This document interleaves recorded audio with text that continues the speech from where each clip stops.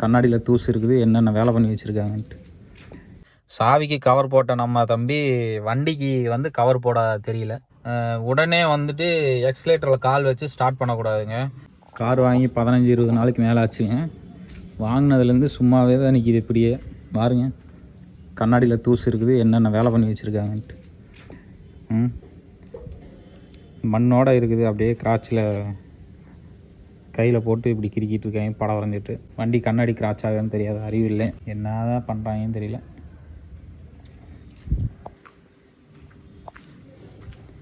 பதினஞ்சு நாளைக்கு மேலே ஆச்சு எடுத்து, வண்டியை எடுத்து இன்றைக்கி ஓட்ட போகிறோம். கண்ணாடியெல்லாம் பயங்கர டஸ்ட்டு.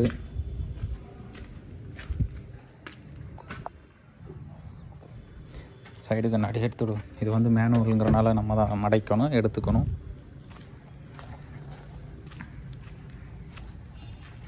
வண்டி பாருங்க என்ன கண்டிஷனில் இருக்குன்னு. வெளியே போயிட்டு வந்துட்டு அப்படியே நிறுத்தி வச்சுட்டு அப்படி உள்ளே எல்லாம் பாருங்கள் பயங்கர டஸ்ட்டாக இருக்குது. இப்படியே வண்டி ஓட்டிகிட்ருக்குற அப்படி என் தம்பி. ஒரு பக்கம் போயிட்டு வந்தால் சுத்தம் பண்ணி வைக்கணும் அப்படிங்கிற இதே தெரியாது. வேறு எவ்வளோ மண் இருக்குன்ட்டு. இன்னும் மேட்டெல்லாம் இதுக்கு போடவே இல்லை. ஹலோ மக்களே, எல்லோரும் எப்படி இருக்கீங்க? நல்லா இருக்கீங்களா? ஞாயிற்றுக்கிழமை அதுமா இன்றைக்கி என்ன வீடியோன்னு பார்த்தீங்கன்னா, நம்ம பலினோ வாங்கின பலினோ பார்த்தீங்கன்னா சும்மாவே நிற்கிது. அதனால் எடுத்து ஒரு ரவுண்டு ஓட்டலாம் அப்படின்ட்டு எடுத்துகிட்டு வந்திருக்கேன். அப்படியே நம்ம சப்ஸ்கிரைபர் ஒருத்தர் டெஸ்ட் ட்ரைவ் வண்டி வீடியோ போடுங்க அப்படின்ட்டு கமெண்ட் பண்ணியிருந்தேன்.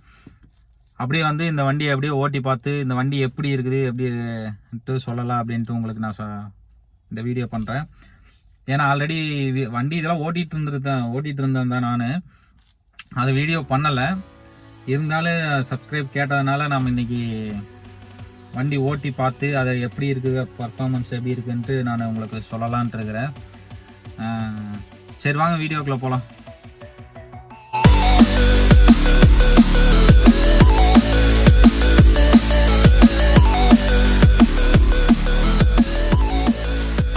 சாவிக்கு கவர்லாம் போட்டு நீட்டாக இருக்குது.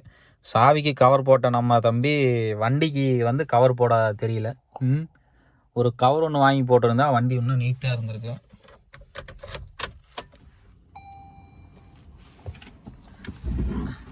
வண்டி சீட் அட்ஜஸ்ட் பண்ணிட்டு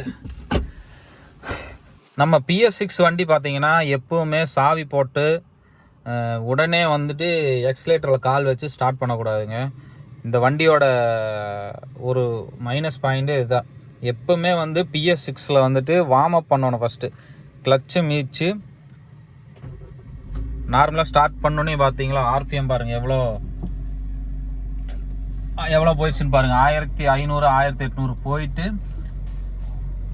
அப்படியே கீழே வரும். அதுக்கப்புறம் தான் கீழே இறங்குதுங்களா, கொஞ்சம் கொஞ்சமாக கீழே இறங்குது பாருங்கள். அதுக்கப்புறம் தான் இந்த வண்டியை வந்து நம்ம எடுக்கணும். ஏன்னா கிட்டத்தட்ட ஒரு 15 நாள் 20 நாள் நின்றுருக்குது. அப்படிங்கும்போது வண்டி லைட்டாக வார்ம் அப் ஆகணும். அது வார்ம் அப் ஆனதுக்கப்புறம் தான் நம்ம வந்து வண்டி இது கொஞ்சம் ஓட்டணும். எடுத்துன்னே ஓட்டக்கூடாது. நார்மலாகவே ஸ்டார்ட் பண்ணோன்னே கொஞ்சம் வார்ம் அப் ஆகுது. அப்போது வந்து வார்ம் அப் ஆனால் அது பிரச்சனை இல்லை. ஏன் அப்படின்னா ஆல்ரெடி வண்டி வந்து ஓடிட்டு இருந்திருக்கு. இன்ஜின் ஆயில் வந்து ஃப்ரீயாக தான் இருந்திருக்கு. உங்களுக்கு சூடாகி ஃப்ரீயாக தான் இருக்குது பாருங்கள். அப்படியே கீழே இறங்குது பாருங்கள். RPM தெரியுதுங்களா? கீழே இறங்கிச்சு பாருங்கள் ஃபுல்லாக. இப்போ வண்டி இப்போ ஆனில் இருக்கா ஆஃபில் இருக்கானே தெரில, அந்தளவுக்கு சைலண்ட் ஆகிடுச்சு. இப்போது அந்த மாதிரி வண்டி எடுத்தோன்னே ஃபஸ்ட்டு வண்டி ஸ்டார்ட் பண்ணோன்னே நீங்கள் வார்ம் அப்பில் வச்சுக்கணும்.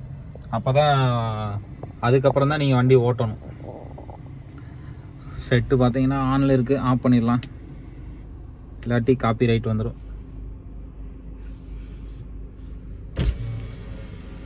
கண்ணாடி வந்து மேனுவல் தான், அதனால் அது இன்னும் பிரச்சனை இல்லை. ஓகே மக்களே, இந்த வண்டியில் ஒரே ஒரு பிரச்சனை என்ன அப்படின்னு பார்த்தீங்கன்னா, சீட் பெல்ட் அலாரம் வந்து அடிச்சுக்கிட்டே இருக்குங்க. கருமை கயங்கன்னு அடிச்சுக்கிட்டே கிடக்கு. டென்ஷன். வண்டி எடுத்துகிட்டு நம்ம பறக்க ஆரம்பிக்கலாம். எங்கே பறக்கிறோம் அப்படிங்கிற ஏரோப்ளைன் மாதிரிலாம் பறக்க முடியாது. நம்ம ஒரு சின்ன ரைடு போகலாம். இன்றைக்கி வந்து எனக்கு பார்த்தீங்கன்னா ஒரு 2 மணி நேரம் ஒர்க் இருக்குங்க. அதனால் சீட் பெல்ட் ஃபஸ்ட்டு போட்டுக்கலாம். சீட் பெல்ட் போட்டாலும் போடலினாலும் இது வேறு சத்தம் நொயன்னு கேட்டே கிடக்குதுங்க. அதனால் இதை வந்து எப்படி ஆஃப் பண்ணுறது அப்படின்ட்டு உங்களுக்கு யாருக்காச்சும் தெரிஞ்சதுன்னா சொல்லுங்கள். சீட் பெல்ட்டு மோஸ்ட்லி நான் போட்டு தான் ஓட்டுவேன். போட்டு ஓட்டினாலுமே இது வந்து பார்த்திங்கன்னா ரொம்ப சத்தம் ஜாஸ்தியாக வருது, அடிக்கடி கேட்டுக்கிட்டே இருக்குது. இது எப்படி ஆஃப் பண்ணுறதுன்னு தெரில. அதனால் இது என்ன பண்ணுறதுன்னு தெரில. யாருக்காச்சும் சீட் பெல்ட் சவுண்டை வந்து ஆஃப் பண்ணுறது தெரிஞ்சுது அப்படின்னா எனக்கு வந்து கமெண்ட் பண்ணுங்கள் எப்படி பண்ணுறது அப்படின்ட்டு. இது வந்து பேசிக் மாடல், அதனால் இது எப்படி பண்ணுறதுன்னு எனக்கு தெரில. டாப் வேரியண்ட்டாக இருந்ததுன்னா இந்த டிஸ்பிளேயில் வரும், அதை வச்சு நம்ம பார்த்துக்கலாம். ஆனால் இதில் வந்து எப்படின்னு எனக்கு தெரியல. அதனால் யாராச்சும் தெரிஞ்சுன்னா எனக்கு கமெண்ட் பண்ணுங்கள், பார்த்து தெரிஞ்சுக்கிறேன். அப்புறம் இந்த வண்டியில் ஸ்டேரிங்கில் பார்த்தீங்கன்னா எதுவுமே இல்லை.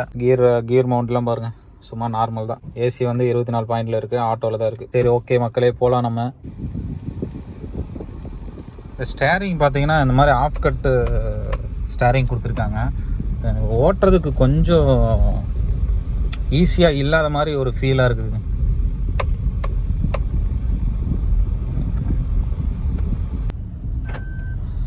சீட் பெல்ட் போடணுமா? ஏறணும்னு சீட் பெல்ட் போடணுமா? எல்லா காரும் சவுண்ட் வரும் சீட் பெல்ட் போடல அப்படின்னா. சீட் பெல்ட் போட்டோன்னே நின்றுச்சா மக்களே? இந்த டைம் தாங்க சீட் பெல்ட் போட்டோன்னே சத்தம் வந்து நின்றுச்சு. ஆனால் வந்து மற்றபடி இது எப்படி ஸ்டாப் பண்ணும், இது வந்து ஸ்டாப் பண்ணி தான் ஆகணும். இல்லாட்டி லொடன்னு அடிச்சுக்கிட்டே தான் கிடக்குது. அது வந்து அதனால் ஒன்றா சர்வீஸ் சென்டரில் நம்ம கேட்கணும், சரிங்களா? அது எப்படி ப்ராப்பராக சீட் பெல்ட் யூஸ் பண்ணுறது அப்படின்ட்டு பார்ப்போம். சார் அடுத்து பஸ் சர்வீஸ் போகும்போது கேட்டு தெரிஞ்சுக்குவோம்.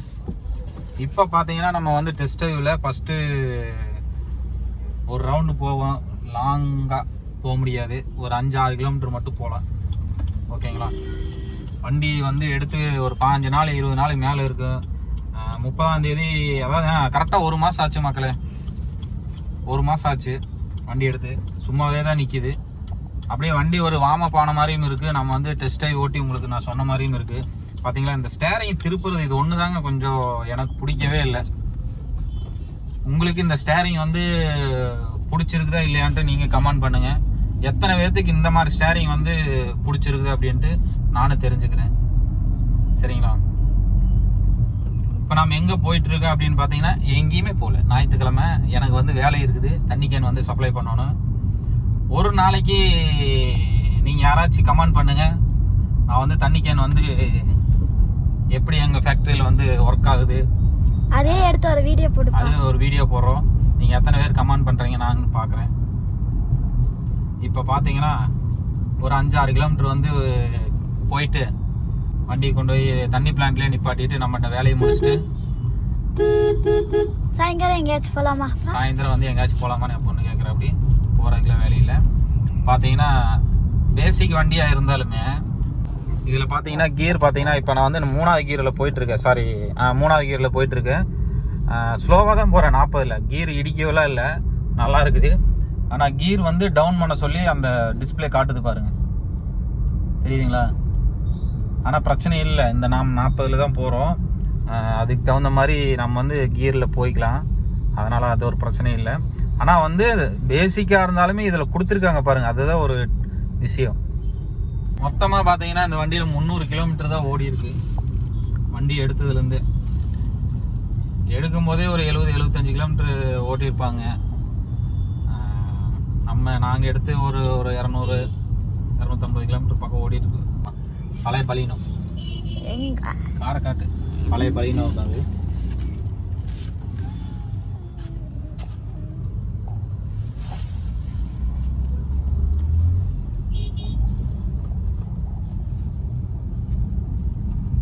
வண்டி சத்தம் மட்டும் கொஞ்சம் குறன்னு கேட்குற மாதிரி இருக்குது.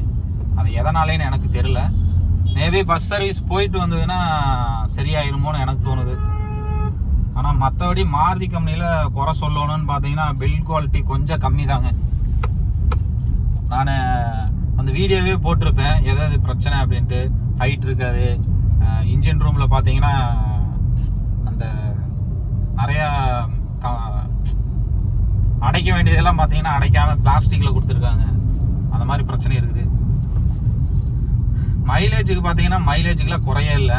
இதில் எவ்வளோ மைலேஜ் இப்போ காட்டுதுன்னு பார்த்தீங்கன்னா இருக்கிற பெட்ரோல் பார்த்தீங்கன்னா 50 கிலோமீட்டர் போகும்னு காட்டுது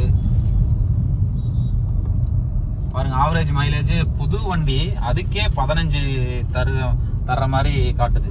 ஆவரேஜ் மைலேஜ் 15. அதாவது புது வண்டி வெறும் 300 கிலோமீட்டர் தான் நான் ஓட்டி இருக்கிறேன். அதுக்கே பார்த்தீங்கன்னா 15 கிடைக்கிற மாதிரி. அப்புறம் இந்த வண்டியில் ஒரு கம்ப்ளைண்ட் என்னன்னு பார்த்தீங்கன்னா, இந்த கிளச்சு எக்ஸலேட்டர் பிரேக் இருக்கிற இடத்துல பார்த்தீங்கன்னா நம்ம ரெஸ்ட்டு வைக்கிற கால் வந்து ரெஸ்ட்டு கிளச்சிலேருந்து கால் எடுத்து வைக்கிற இடத்துல பார்த்தீங்கன்னா கீழே கட்டுமா அந்த இடத்துல பார்த்தீங்கன்னா கிளச்சு மிதிச்சோம்னா அந்த பெடலில் போய் பார்த்தீங்கன்னா கால் அங்கே போய் அந்த ரெஸ்ட்டு வைக்கிற இடத்துல முட்டுது கால். கரெக்டாக கிளச்சு வந்து மிதிக்க முடியல, அது ஒரு பிரச்சனை இருக்குது. அப்புறம் சைடு மிரர் பாருங்க, வண்டிக்கு தகுந்த சைடு மிரரே இல்லைங்க இதில். இத்திலூண்டு கொடுத்துருக்காங்க. நல்லா சைடு மிரர்லாம் பார்த்தீங்கன்னா பெருசாக கொடுத்து நல்லா கொஞ்சம் அகலமாக கொடுத்தாதான் சைடு மிரர்லாம் பார்க்கல நல்லா தெரியும். பார்த்தீங்கன்னா சைடு மிரர் எவ்வளோ தெரியுது உங்கள் கேமராவில் தெரியுதா? கொஞ்சம் இப்படி காட்டுமா, இப்படி பாருங்க எவ்வளோ தெரியுதுன்ட்டு. இவ்வளோ தான் தெரியுது. நம்ம வண்டி ஓட்டையில் சைடு மிரரே இல்லாமல் ஓட்டுறாங்க, அது வேற பிரச்சனை. இருந்தாலுமே பாரு முன்னாடி ஆடு. இன்னைக்கு ஞாயிற்றுக்கிழமை கெடா விருந்தாயிருக்கும். பின்னாடி ஒரு பலினோ வருது, பழைய பலினோ. என்ன சைடு மிரரே இல்லாமல் நிறைய பேர் ஓட்டிட்டு இருக்காங்க. நான் வந்து அதை பற்றி நம்ம பேசணும். ஏன்னா சைடு மிரர் இருந்தால் தான் சைடு பார்த்து வண்டி ஓட்டு எப்படி வண்டி ஓட்டுறோம் அப்படின்னு எல்லாத்துக்குமே தெரியும். நீளமா இருந்தா அந்த பக்கத்துல வரும்போது இடிச்சிடாதப்பா. நீளமா இருக்கக்கூடாதுமா, கொஞ்சம் கண்ணாடி வந்து அகலமா இருக்கும். இன்னும் கொஞ்சம் அகலமா இருந்தாதான் கண்ணாடியோட விசிபிள் வந்து நல்லா தெரியும். ஆனா இது மேல தீக்கி விட்டாலுமே அது அப்படிதான் தெரியுது, ரிப்ளேட் ஆகுது மேல இருக்கிறதெல்லாம் கீழே. அது ஒரு கம்ப்ளைண்ட். மாருதியில சின்ன சின்ன கம்ப்ளைண்ட் இருக்குதுங்க.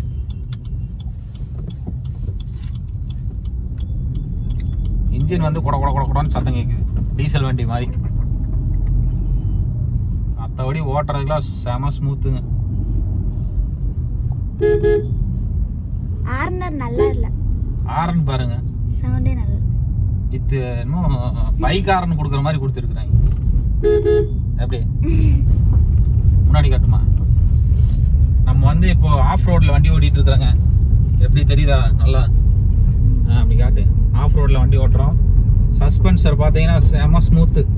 வண்டியே பார்த்தீங்கன்னா குலுங்கவே இல்லை, நல்லா ஸ்மூத்தாக இருக்குது. இந்த வண்டிக்கு இவ்வளோ ஸ்மூத்தாக கொடுத்துருக்கிறது நல்லா இருக்கு. எங்கே பார்த்தாலும் பலினோ தான், பலினோ பலினோ பலினோ பலினோ.